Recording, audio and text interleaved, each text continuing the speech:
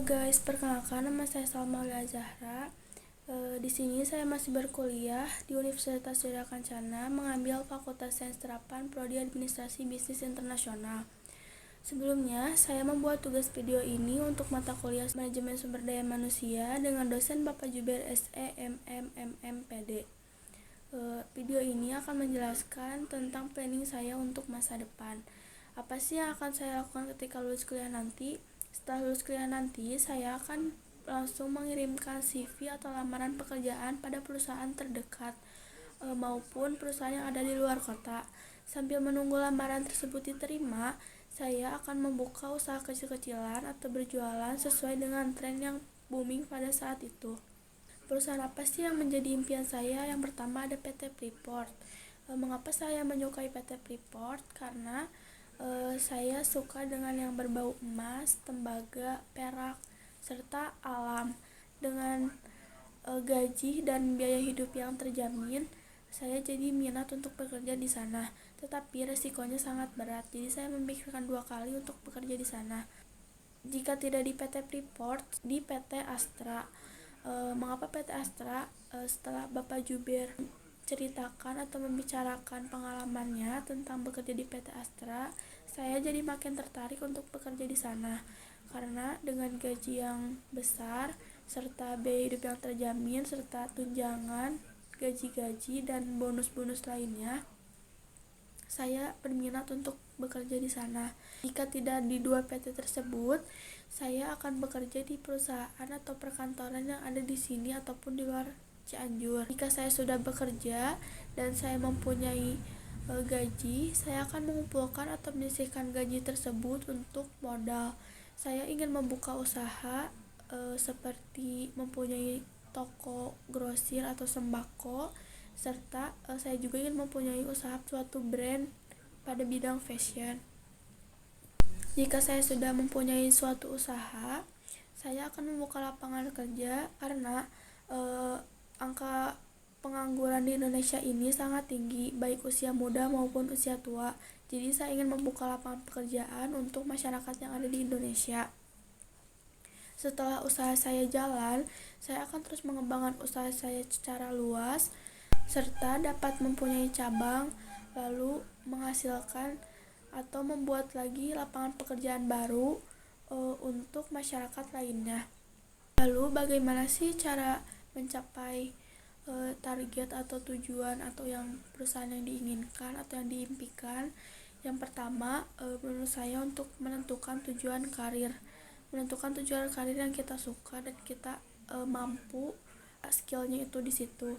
Lalu melakukan riset perusahaan. Setelah melakukan riset perusahaan, perkuat keterampilan agar dapat bersaing di dunia bekerja.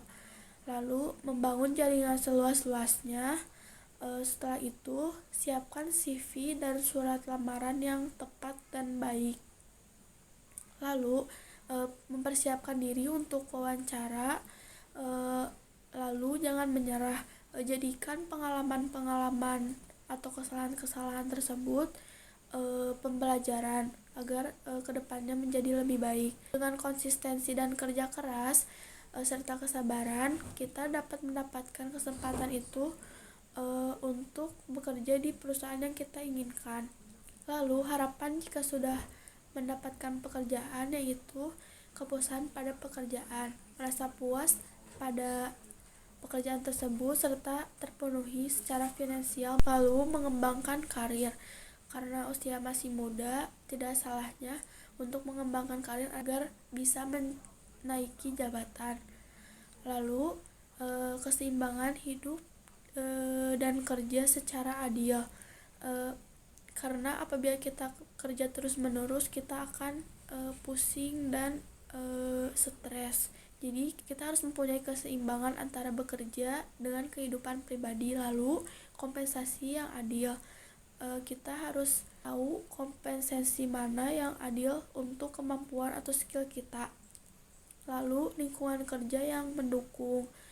Bekerja di lingkungan kerja yang mendukung sangat berpengaruh karena jika lingkungan kerja itu tidak baik, maka kita juga akan merasa tidak nyaman.